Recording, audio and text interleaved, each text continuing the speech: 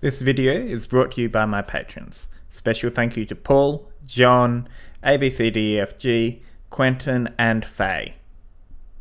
Hello and greetings. I'm Benjamin, a veteran player and game master across a wide variety of tabletop RPG systems, and today we are going to be reviewing the cyberpunk fantasy system Lowlife 2090 from Pickpocket Press. Lowlife 2090 is a role-playing game in which you take the role of a LIFO, a professional criminal who works as part of this group to pull off various jobs and heists. The background of this game is a cyberpunk world with magical races and elements and spellcasting classes, a part of the default setting.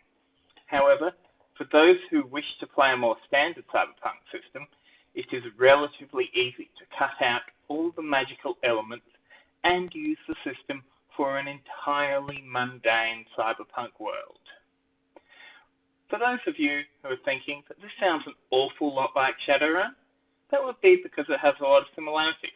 I'll discuss Lowlife versus Shadowrun towards the end of the video.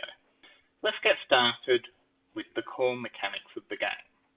Lowlife uses a 7-attribute spread, which can be randomly generated or come on a predetermined array.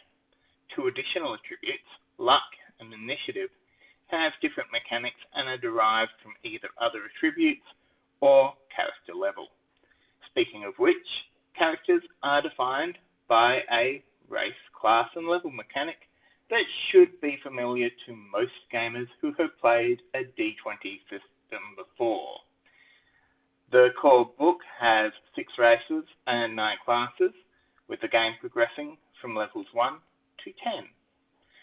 Classes have an attack bonus and a defense attribute that scales with the level, and your class determines your hit points, weapons, skills, starting gear, starting contacts, and in some cases your starting augmentations.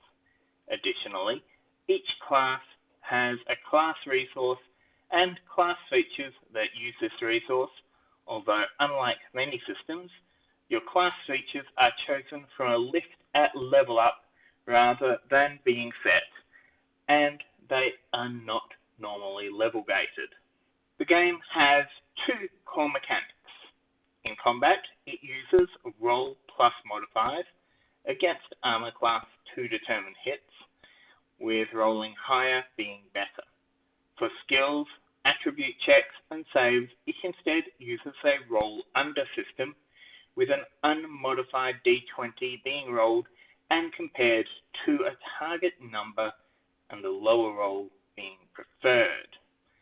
The system makes heavy use of an advantage-disadvantage mechanic, adding a second dice and using the better or worse roll, respectively. The system also includes several mechanics for gaining rerolls, which play an important part in the overall resource management aspect of the game.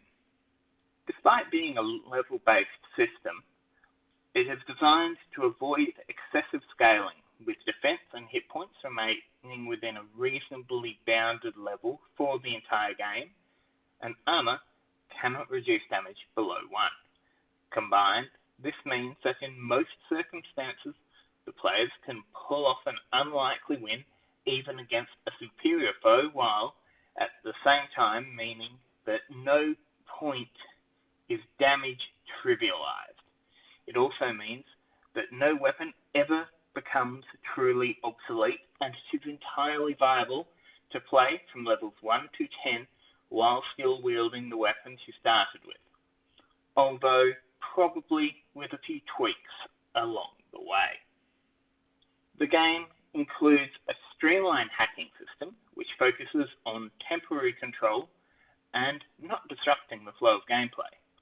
While this can leave it feeling somewhat shallow, it is more than sufficient for the intended fast pace of the game during action scenes and has enough depth to be serviceable in other circumstances.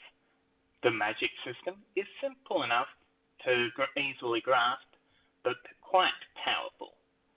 Suffice to say that your mage friend is not going to last the entire campaign, but will be an invaluable part of the team until, inevitably, his sorcery backfires and he takes him into some horrible abomination against the very nature of life itself.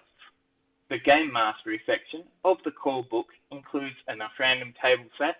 Should you feel uncreative, you can randomly generate a fairly complete mission with just a handful of dice rolls, an aid to any Game Master in a time crunch or with writer's block.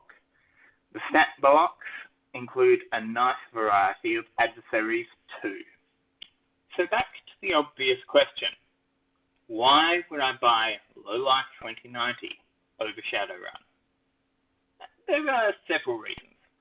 Firstly, the last few editions of Shadowrun have been mediocre.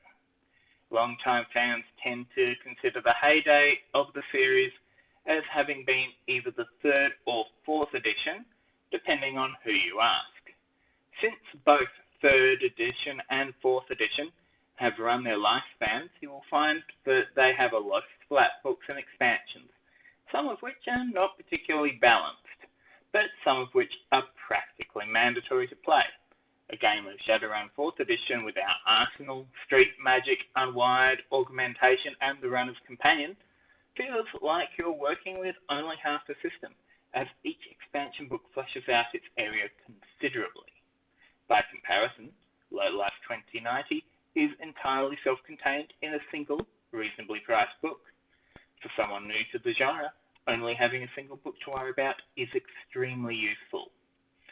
Lowlife is also easy to transition to from the traditional gateway drug of RPGs, Dungeons and Dragons. It uses a D20 system, classes, and levels, all things that your average D&D player will feel right at home with. It is easy to understand without a lot of the complexities and bloat of Shadowrun. Best of all, creating a character can be done in well under half an hour, unlike the more in-depth character creation of Shadowrun, which is best done via Hero Lab or a similar piece of software. While Shadowrun lore is vastly deeper and more varied, Lowlife as a system can easily be used in the Shadowrun world without any major tweaks. However, Lowlife's strengths are also its weaknesses. The easy-to-understand class level system and pre-made loadouts remove the sheer flexibility of Shadowrun's extremely open build system. The fast-paced and simple hacking rules can't match Shadowrun's entire book dedicated to cyber warfare. A single chapter on gear is never going to match an entire book of gear and an entire separate book of cybernetic augmentations, with several flat books worth of guns besides, and several compendiums of vehicles and upgrades. So, what conclusion does that lead us to? It's simple. Lowlife is how you introduce new players to the world of cyberpunk fantasy, being by far the more accessible of the two systems. Then, should your players find themselves hankering for a more sprawling, in-depth system, you can introduce them to your favourite edition of Shadowrun.